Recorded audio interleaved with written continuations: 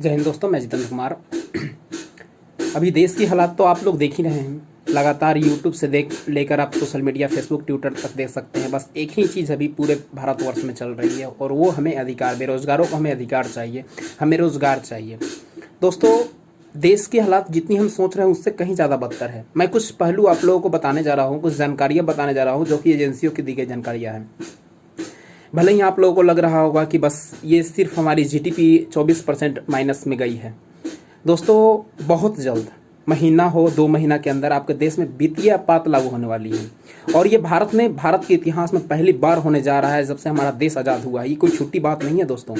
हमारे देश में पहली बार वित्तीय आपात लागू होने जा रही है। आपातकाल की घोषणा 2 बार हो चुकी है। 1962 के चीन और भारत के जंग में और 1975 के भारत और पाकिस्तान के जंग में आपातकाल लग चुका है, लेकिन कभी वित्तीय आपात 73 सालों में नहीं लगा। पहली बार देश की स्थिति ऐसी कर दी गई है, देश को इतना खोखला कर दिया गया है कि देश में पहली बार वित्तीय आपात लगने जा रही है। और जान लीजिए वित्तीय आपात में होता क्या है, और वो भी देखिए वित्तीय आपात लगाने की इनकी प्रक्रिया क्या है। ये जानते हैं कि लोकसभा में हमारी सदस्यता ज़्यादा, हमारे संख्या ज़्यादा है, हम वहाँ से तो पास करवा लेंगे बिल्कुल, लेकिन राज्यसभा में नहीं हो पाएगी। तो इन्होंने क्या किया, सुप्रीम कोर्ट का दरवाजा खटखटाया और वहाँ से एक कमेटी का गठन किया गया है। उस कमेटी के थ्रू भारत में वित्तीय आपात लगाई जाएगी और वित्तीय आपात में सारे अधिकार समाप्त कर लिए जाएंगे। आपके वित्तीय अधिकार में मौलिक अधिकार समाप्त हो जाती है और वित्तीय अधिकार समाप्त हो जाती है। कोई भी सरकारी कर्मचारी हो, उस सरकारी कर्मचारी की आधी सैलरी दी जाएगी या नहीं दी जा सकती है, वो राज्य सरकार पर निर्भर करती है। नहीं तो आप जाके देख लीजिए, वित्तीय आपात आपका 352 के तहत लिया जाता है। आपके संविधान के अनुच्छेद 352 में होगा, उसके तहत आप देख लीजिए इसके कौन कौन सी शक्तियां हैं। वित्तीय आपात का लगने के बाद राज्य सरकार और केंद्र सरकार, अगर केंद्र सरकार की बात राज्य सरकार नहीं मानता है तो केंद्र सरकार अपने इच्छा के अनुसार 356 जो कॉन्स्टिट्यूशन में हमारा एक्ट है, जो हमारा अनुच्छेद है 356 के तहत राष्ट्रपति शासन लगा सकता है। अगर कोई राज्य सरकार केंद्र सरकार की बात को नहीं मानता है तो सारे अधिकार आपके समाप्त कर दिए जाएंगे। तानाशाही जो आज है उससे कई गुना बढ़ जाएगी। न जनता का अधिकार आज था और न कल रहेगी वित्तीय आपात लगने के बाद। साथ ही सैलरी की जो समस्या है, जो सरकारी कर्मचारी अभी तो खुश है बहुत सारे कर्मचारी कि हमारे पास तो सैलरी आ रही है, महीने का घर गुजारा कैसे भी चल जा रहा है, तो वो सैलरी में कटौती होगी और राज्य सरकार और केंद्र सरकार पर निर्भर करती है कि आपकी सैलरी रोक के रखे या आपकी आधी सैलरी दे। पेंशन होगा, पेंशन रोक दिया जाएगा और भी जो सारी सुविधाएं वो सारी सुविधाएं रोक दिए जाएंगे। यहाँ तक कि उच्च न्यायालय और उच्चतम न्यायालय के न्यायाधीशों की भी सैलरी कटौती होती है। आप उसको जाके देख लीजिए कि वित्तीय आपात में क्या होता है और ये बिल्कुल होने वाला है दोस्त। जिस तरह से देश की हमारी कंडीशन अभी है, बिल्कुल महीने 2 महीने के अंदर वित्तीय आपात देश में पहली बार लगने वाली है। ये छोटी चीज़ नहीं है। जिस तरीके से हम लोगों ने आज मुद्दा उठाया, बेशक ये बहुत अच्छी बात है। मैं लगातार लोगों को देख रहा हूँ, टीचर हो या स्टूडेंट हो, ये जो कंपटीशन की तैयारी करने वाले हो, एक्टिव होकर सक्रिय रूप से अपने सोशल मीडिया पे अकाउंट आप पर आकर ट्वीट करते हैं, डालते हैं। ये अधिकार आपकी है, हमारी है, ये जंग हमारी है, हम सबको मिलकर लड़नी होगी। ये सरकार कभी किसी की नहीं सुनती आई है, ना सुनेगी। आज आपके अधिकारों का हनन हो रहा है और आपको इसके लिए खड़ा होना होगा और यह निश्चित काल के लिए ये आपको करना होगा, क्योंकि आज आपको फिर से लुभावना दिया जाएगा, फिर से वैकेंसी के लिए या एग्जाम के लिए डेट दिया जाएगा, फिर डेट बढ़ेगा, फिर डेट कैंसिल होगा। यही प्रक्रिया बार बार होती रहेगी। हम लोगों को बस दोस्तों ये फिक्स करवाना है कि जैसे मैट्रिक और इंटर का एग्जाम होता है वैसे हर वर्ष वैकेंसी आनी चाहिए और हर वर्ष डेट फिक्स हो, इस महीने में एग्जाम होगी, चाहे जो भी हो जाए। जैसे मैट्रिक इंटर का फरवरी मार्च में होता है, वैसे ही कंपटीशन का भी एग्जाम हो, एसएससी का कब होगा, बैंकिंग का कब होगा, रेलवे का कब होगा, ये डिसाइड करना होगा गवर्नमेंट को। और जो निजीकरण है, इस निजीकरण को रोकना होगा। हमारा भविष्य अंधकार में जा रहा है, जबकि हम देश के युवा हैं, हमसे ही देश चलता है, हमारे ही मत से जब सरकार बनती है तो हम सरकार गिराने के लिए भी अग्रसर हो सकते हैं। दोस्तों, मैं कुछ आंकड़ा आपके सामने प्रस्तुत करने जा रहा हूं। जैसे कि सरकार ने क्या किया, आपने 5,000 करोड़ के कार्यालय बना दिए, लेकिन यहाँ कुछ नहीं बना। यहाँ 5 यूनिवर्सिटी भी नहीं बनी, न ही 5 बड़े अस्पताल बनाए गए। 5 ट्रिलियन का झांसा दिया गया कि आपका अर्थव्यवस्था बढ़ेगा और आज हमारी जीडीपी कितनी है, -24 है, -24%। कुछ लोग बुद्धिजीवी लोग लगातार फेसबुक पर डाल रहे हैं कि ये जीडीपी तो पूरे विश्व की कोरोना में हिल गई है, कोरोना में गई है। तो वो मूर्ख लोगों को ये समझ में नहीं आती है कि कोरोना मार्च से आया है। मार्च में 3.10 कैसे जीडीपी थी, जबकि कांग्रेस का कितना में छोड़ा था। मैं किसी विशेष पार्टी से नहीं हूँ, किसी पार्टी का समर्थन नहीं करता हूँ, लेकिन यह सच्चाई है, हमारे अधिकार की बात है। क्यों आखिर 3.10% थी मार्च से पहले तिमाही में जीडीपी, जब तो नहीं घटनी चाहिए थी। जब कोरोना में आप कह रहे हैं कि 24% माइनस में चला गया और पूरा विश्व का गया है, तो उससे पहले आपका कैसे चला गया। दूसरी चीज है, कितनी कंपनियां बेच दी गई। 6-7 सालों में 70 साल की बनाई गई अर्थव्यवस्था को जीरो कर दिया गया। और कहा जाता है कि 70 साल में क्या हुआ, आपने 7 साल में क्या किया ये पूरा विश्व जान रहा है, पूरा देश जान रहा है। आपने वादा क्या किया था, काला धन आएगा, आज आरबीआई खाली हो चुकी है। यही कहा था ना, काला धन लाऊंगा। भारत को जापान बनाना चाहते थे ना, और आज हमारे देश को ये छोटी सी पिद्दी सा नेपाल आंख दिखा रहा है, और जापान बनाने चले थे इंडिया को। रोजगार के सपने दिखाए थे, बेरोजगारी में नंबर 1 कर दिए इंडिया को। दुगनी आय करने वाले सारी आय खा गए। सस्ता पेट्रोल डीजल होगा, आज खून से भी महंगा पेट्रोल डीजल हो चुका है। बुलेट ट्रेन का सपना दिखाए थे और सारी ट्रेन और स्टेशनों को बेचने चले हैं। और क्या बोले थे आपने क्या बोला था भाषण में कि मैं ट्रेन से बचपन से जुड़ा हूं, मेरा बचपन ही ट्रेन से जुड़ा हुआ है, मैं कभी ट्रेन को नहीं बिकने दूंगा, ना कभी स्टेशन को। ये अफवाहें हैं। कैसे बिक रही है ट्रेनें, कैसे बिक रही है स्टेशन, बताइए जनता को आके कि मैं देश नहीं बिकने दूंगा। ट्रेन भले बिक जाए, लाल किला भले बिक जाए, कंपनियां भले बिक जाए, लेकिन मैं देश नहीं बिकने दूंगा। वाह मोदी जी वाह, बहुत ही गर्व है आप पे हमको। ऐसा नहीं सोचे थे कि आप कीजिएगा, बहुत उम्मीद से लाए थे हम युवा आपको कि आप तो कम से कम सुनिएगा। आपने गुजरात में बहुत अच्छा झांसा देके विकास किया, उसके बाद पूरे देश को आपने चौपट कर दिया। क्या बोले थे, चप्पल वाले लोग हवाई जहाज पे चढ़ेंगे, और आज हवाई जहाज वाली कंपनी के जो मालिक हैं उनको चप्पल पहनने तक आपने नहीं छोड़ा। वाह, देश का तो विकास बहुत हुआ। लोग बोलते थे जल समाधि लेंगे, फांसी लगा लेंगे। आज वो लोग कहाँ हैं जो रोजगार की बात नहीं करते हैं, युवाओं की बात नहीं सुनते हैं। आज न्यूज मीडिया चैनल नहीं दिखा रहा है, जबकि इतना ट्विटर पर, इतना फेसबुक पर, इतना सोशल मीडिया पर दिखाया जा रहा है। युवा लोग, टीचर लोग, सभी लोग अपनी मन की बात रख रहे हैं। आज कहाँ गए मन की बात आप करने वाले लोगों की मन की बात तो सुनिए। एक भी न्यूज चैनल नहीं दिखाया, रवीश कुमार को छोड़कर कोई और नहीं बोलता है स्टूडेंट की बात को। हम सभी को ये एकजुट होकर बोलना पड़ेगा, एकजुट होकर कहना पड़ेगा। सारे न्यूज चैनल को हम लोग को देखना बंद करना पड़ेगा, सिर्फ एनडीटीवी को देखना पड़ेगा।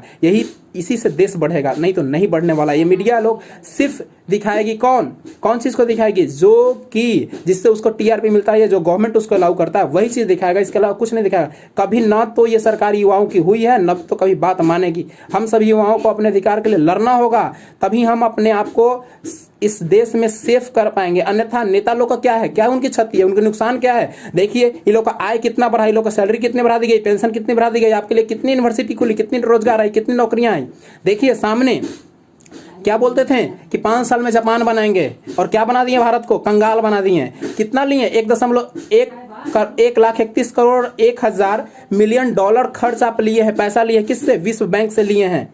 क्या क्यों लिए हैं भाई, अपनी पार्टी का प्रचार करने के लिए, अपना विकास करने के लिए, अपने सांसद को विकास करने के लिए, अपने विधायक को खरीदने के लिए। सारी पार्टियां एक ही हैं। हम सभी युवाओं को मिलकर अपनी एक आवाज बनानी होगी पूरे भारत में, चाहे किसी राज्य से रहिए, किसी जिला से रहिए, अपनी आवाज बुलंद करनी होगी। कहते हैं रोजगार देंगे, रोजगार का मैं कल्ला चिट्ठा दिखाता हूं। देखिए हाईकोर्ट का ऑर्डर है, हाईकोर्ट का, पटना हाईकोर्ट का। मैं 2015 एसएससी पैरामिलिट्री का कैंडिडेट हूं, मेरी सारी प्रक्रिया पूरी हो चुकी थी। हम लोग की सिर्फ ज्वाइनिंग, वो भी धांधली इतनी की गई, रिटर्न में धांधली की गई, फिजिकल में धांधली की गई, अंततः मेरिट में धांधली की गई। हम लोगों ने आवाज उठाया, आवाज को दबा दिया गया, पुनः हम लोगों ने हाईकोर्ट किया। हाईकोर्ट का ऑर्डर आता है, मैं ऑर्डर आपको दिखाता हूँ।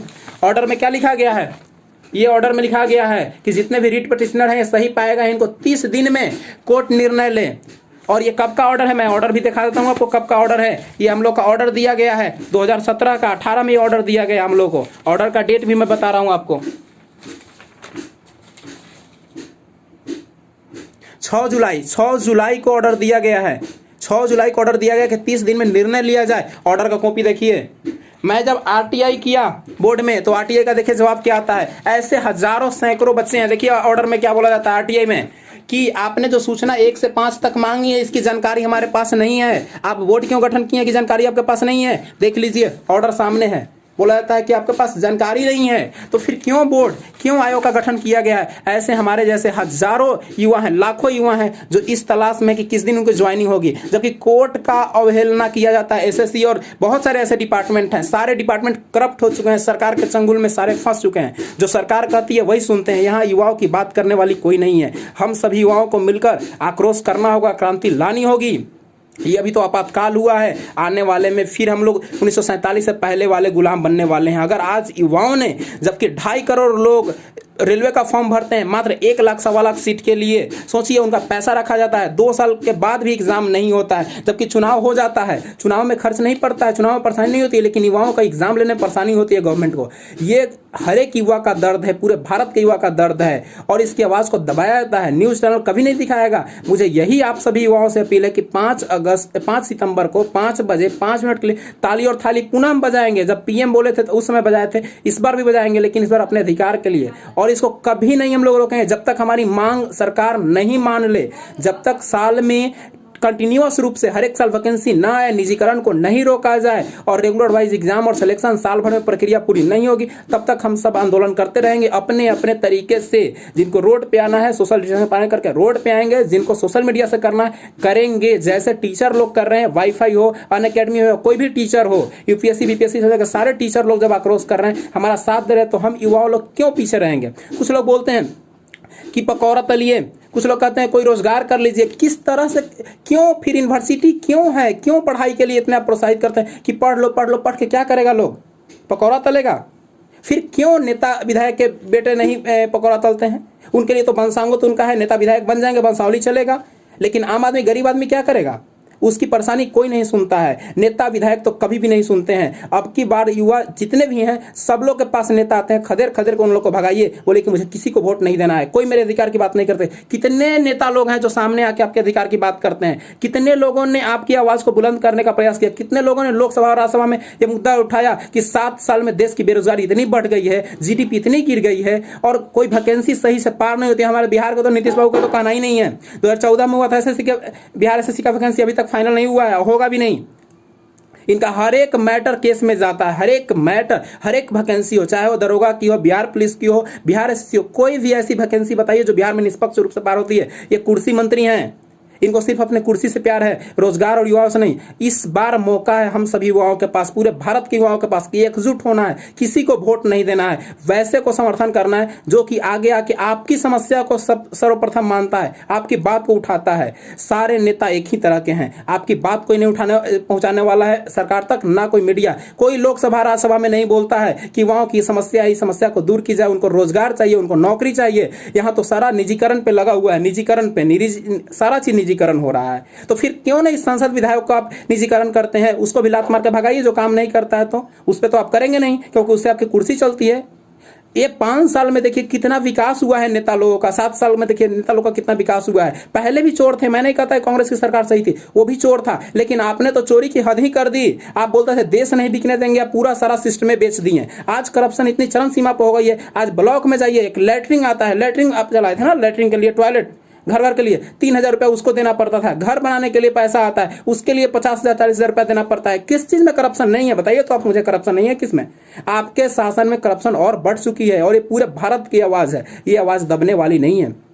और दोस्तों आपातकाल तो बिल्कुल लगेगी, और ये अभी तो बोल ले रहे हैं हम ना ओपनली, ये भी नहीं बोल पाएंगे। आने वाला समय ये होगा, अगर आज हम युवा नहीं चेतते हैं तो कल इतना अंधकारमय होगा, आज पढ़ने से कोई फायदा नहीं होगा। अगर आज हम लोग जगते नहीं तो फिर पढ़ने से कोई फायदा नहीं होगा। चाहे 8 हो, 10th हो, 12 हो, कंपटीशन हो, कोई भी स्टूडेंट हो, सभी लोग अपनी मांग को रखे, सभी लोग ताली और थाली पुनः बजाएंगे, लेकिन अब की सरकार के विरोध में बजाएंगे। उसमें सरकार के समर्थन में हम लोग कोरोना वॉरियर के लिए बजाए थे, इस बार अपने हक में बजाएंगे, अपनी क्रांति के लिए, अपने भविष्य के लिए, अपने रोजगार के लिए, अपने आने वाले पीढ़ी के लिए। नहीं तो अपना पीढ़ी गाली देगा कि आप लोगों ने क्या किया था, जब सरकार इतने जुल्म ढा रही थी आपके लिए कुछ नहीं की थी तो आप लोग क्या कर रहे थे। फिर वही होगा जो अंग्रेजों ने हमारे दादा परदादाओं को प्रताड़ना किया, जैसे शोषण किया, फिर एक पीढ़ी आया ना, आजादी लिया ना, वैसे ही हम लोग को भी आगे वाला पीढ़ी आके गाली देगा। अगर आज हम लोग नहीं इस पे तैयार होते हैं, नहीं अपनी बात को आगे पहुंचाते हैं, नहीं आक्रोश दिखाते हैं, तो फिर वही समय आएगा, फिर वही गुलामी की जंजीर आएगी, फिर आपको सैकड़ों वर्ष लग जाएंगे इस चंगुल से निकलने के लिए। आज आपकी बात है, आपके अधिकार की बात है, आपको आगे आना होगा,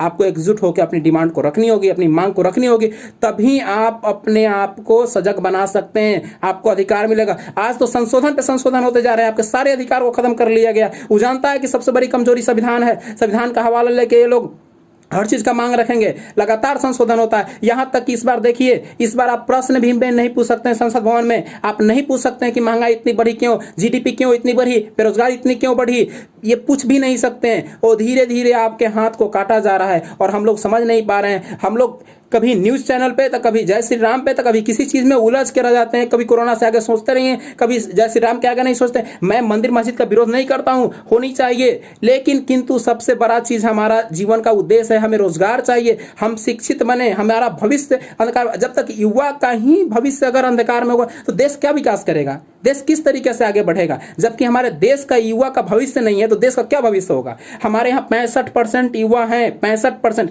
कभी भी किसी का भी तख्ता पलट सकते हैं और इस बार पलटेगी। अगर आपने युवाओं के बारे में नहीं सोचा तो जैसे हम लोगों ने लाया था, आपको वोट दिया था, वैसे ही आपको पलट भी सकते हैं। ये हर युवा की आवाज है। अगर अभी नहीं संभले तो फिर युवा अगला चुनाव में आपको क्या करेगी ये आप नहीं समझ सकते हैं, ये समय बताएगा आपको। ये पूरे भारत की आवाज है। मुझे सभी दोस्तों से अपील है कि हम लोग ताली थाली बजाएंगे 5 सितंबर को 5 बजे 5 मिनट के लिए, और अपने सारे जो भी कार्य करेंगे, जो भी ताली थाली बजाएंगे, जो भी स्टेटमेंट होगा सोशल मीडिया पर पहुंचाएंगे, क्योंकि न्यूज चैनल का ही पहुंचाने वाला नहीं है। देखिए किस न्यूज चैनल ने बताया कि 3 दिनों से प्रोटेस्ट हो रहा है, ट्विटर से लेके फेसबुक से लेके आपके यूट्यूब तक, किसने बताया? किसी ने नहीं बताया। तो आपका अधिकार खुद आपको मांगना पड़ेगा, आपको आना पड़ेगा, आपको एकजुट होना पड़ेगा अपने भविष्य के लिए, अपने आने वाले पीढ़ी के लिए, तभी आप आगे बढ़ सकते हैं। अन्यथा आपको गुलाम बनाया जाएगा। जैसे आप गुलाम पहले थे, जैसे आपकी भावी पीढ़ी थी पीछे वाली, वैसे ही आगे वाली पीढ़ी भी होगी। जबकि आपको हर तरह से करप्ट कर दिया जाएगा, हर तरह से रोक दिया जाएगा। आपको आगे आना होगा, टोटल युवाओं को आना होगा, अपने आंदोलन करना होगा, अपने अधिकार की बात करनी होगी, अपने संविधान के दिए गए अधिकारों को पालन करना होगा, नहीं तो वो भी अधिकार समाप्त हो जाएगा। अगर आज नहीं जगते हो तब कभी नहीं जग पाओगे भाई, आज नहीं जगते हो तब कभी नहीं जग पाओगे। अभी तो सिर्फ कुछ संशोधन हुए, अभी रेलवे का निजीकरण हुआ, आने वाले समय में हर चीज का निजीकरण होगा, और आपके पास कुछ नहीं, बस एक कटोरा मिलेगा भीख मांगने के लिए। और भीख भी नहीं मिलेगी क्योंकि देश में पैसा नहीं रहेगा। देश की अर्थव्यवस्था इतनी गिर चुकी है जिसकी कोई सीमा ही नहीं है। और जो लोग बोलते हैं ना कि कोरोना के कारण ऐसा हुआ है, तो कोरोना मार्च में आया, मार्च से पहले क्यों जीडीपी इतनी गिरी, क्यों इतनी बेरोजगारी बढ़ी? 2.70 करोड़ लोग जो रजिस्टर जो रोजगार में थे वो लोग बेरोजगार हुए हैं। मजदूरों की हालत कैसी है? घर में चूल्हा जोड़ने के लिए पैसा उन लोग पास नहीं है, भोजन के लिए नहीं है। तो आप बोलते हैं कि चावल दे देंगे, दाल दे देंगे, क्या उससे सारी आवश्यकता पूरी हो जाएगी? क्या आपके 1 केजी चावल से और 15 केजी चावल से, 1 केजी दाल और 15 केजी चावल से सारी चीज पूरी हो जाएगी? आप ही आइए ना, पद छोड़ दीजिए, हम ही लोग चंदा करके देते हैं आपको। तो बोलते हैं कि हम तो फकीर है। फकीर तो आप बना दिए पूरे भारत को, और खिलौना बनाने के लिए बोलते हैं, खिलौना तो बन चुके हैं, पूरा भारत खिलौना बन चुका है, पूरे युवा के लाइफ को आप खिलौना बना दिए। बोलते हैं स्वरोजगार। क्या चीज का रोजगार? कौची का रोजगार करें हम लोग? स्वरोजगार बोलते हैं। किस चीज का रोजगार करें बताइए? तो आपने देश को अपंग बना दिया, लूढ़ा लंगड़ा बना दिया। ये उम्मीद नहीं थी मोदी जी आपसे, ये बिल्कुल उम्मीद नहीं थी आपसे। आपने सबके साथ विश्वासघात किया है। अब ये 65% युवा आपके साथ कैसा विश्वासघात होता है ये साबित करके दिखाएगा। ये दिखाया कैसा विश्वासघात होता है। आपके जो पलटवार का जवाब हम लोग भी पलटवार करके देंगे। और ये पूरे भारत की आवाज है, पूरे भारत के हर एक कॉम्पिटिटिव युवा या हर एक 10+2 या 10th क्लास के बच्चों की आवाज है। हर कोई, हर गार्जियन इस तरीके से टॉर्चर हो गया है आपसे कि मत कहिए। कभी इस चीज के लिए लाइन में खड़ा, कभी उस चीज के लिए लाइन में खड़ा, कभी अपने ही अधिकार के लिए चक्कर लगाते रहिए। आपने पूरे लोकतंत्र को बैंड बजा दिया है, आपने लोकतंत्र को आपने एकदम अपने हाथ का कठपुतली बना दिया है, उसको कार्टून बना दिया, जैसे चाहते हैं वैसे घुमा देते हैं आप। और इसमें पिसते जाते हैं जनरल व्यक्ति, जो आम आदमी इंसान है, जो गरीब व्यक्ति है, जो मजदूर हैं, जो युवा हैं, जिनके पास कोई रोजगार नहीं है। आप कभी सोचे कि कैसे लोग एक स्टेट से दूसरे स्टेट एग्जाम देने जाते हैं, कितनी खर्च होती है? एक एक फॉर्म भरने में 500 रुपये, 1000 रुपये लगता है, और 2 साल पैसा रख लेते हैं। उम्मीद में रहता है लोग कब एग्जाम होगा। तैयारी क्या करे लोग, कितनी तैयारी करे, साला एग्जाम का डेट का पता ही नहीं है, कब एग्जाम देगा लोग। तो ये देश की आवाज है, और ये आवाज आपकी खटिया खड़ी कर देगी, जान लीजिएगा। बहुत दिनों से ये भड़ासती है, और ये 20 मिनट में खत्म होने वाली चीज नहीं है। ये पूरे भारत की आवाज है। ये युवा पलट के रख देगा तख्ता आपका, अगर आपने युवाओं के बारे में नहीं सोचा तो। और दोस्तों आपातकाल तो पक्का लगने वाली है, और याद रखिएगा 5 सितंबर 5 बजे 5 मिनट थाली और ताली पुनः बजाएंगे हम लोग, और वीडियो भी वायरल करेंगे। भले सोशल मीडिया पे ही करेंगे, न्यूज़ वाला भले नहीं दिखाए, लेकिन पक्का करेंगे। ये प्रोटेस्ट लंबा चलेगा, जब तक नहीं कि सरकार, जब तक हम लोग के लिए कोई ठोस निर्णय न ले, जब इसके लिए कोई कमेटी नहीं बनाए, जब तक कोई हम लोग का अधिकार की बात नहीं करेगा। जय हिंद, जय भारत।